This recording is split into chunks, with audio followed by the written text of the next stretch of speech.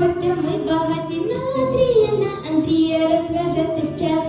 Посиденьки в нашій хаті ми веселі, завзяті на Андрія калита у нас. Андріївські вечорниці, Андріївські вечорниці, тут і пісні розваги, і страви смачні у нас. Прийшли парубки куп'ята, до нас калиту писати, а дівчата ж на свою долю ворожаться в добрий час.